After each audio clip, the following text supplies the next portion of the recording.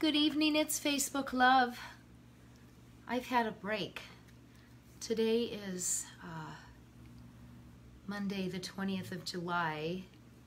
It's Facebook Love number 108, but I think I took a good 9 or 10 days off maybe. I ran away to northern Michigan and stayed in a cottage with my family and visited with my parents and rested and slept.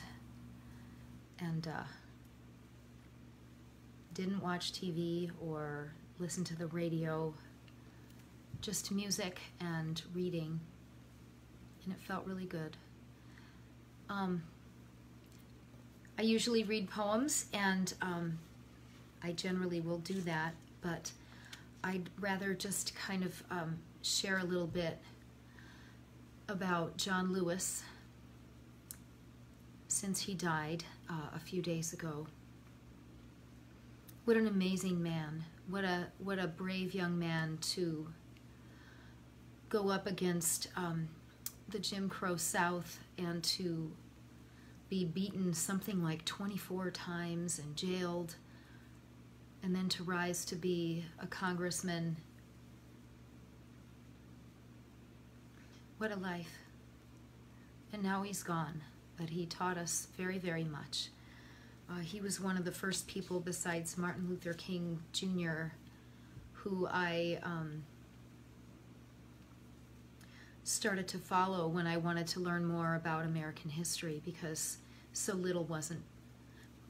much was left out of our history in our high school and even our college studies. So I want to read something that he said,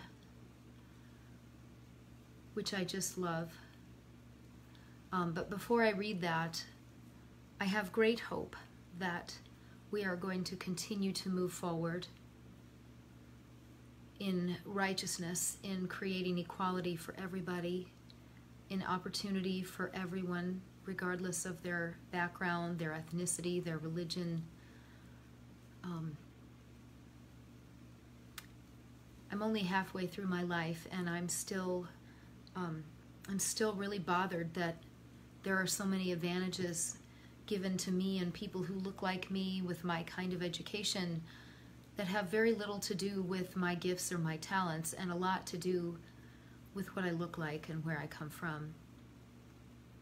And I've reaped so many benefits from those things, and I'm very grateful, but I don't feel that I deserve it more than other people.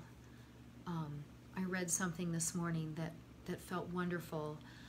The protests for Black Lives Matter have not ceased, even though they're not in the news every day, and they're not filming it and showing it on TV constantly like they were at the end of May and all through June. Here we are toward the end of July, and it's not stopping. John Lewis believed that this time around more change was coming, better change was coming. And in Portland, Oregon, the federal administration, this Republican administration, has sent anonymous soldiers from ICE and various other groups into the protests, where they have been grabbing up protesters and taking them away in unmarked cars and then releasing them to create fear. A few days ago, a group of mothers dressed in yellow t-shirts with helmets and masks on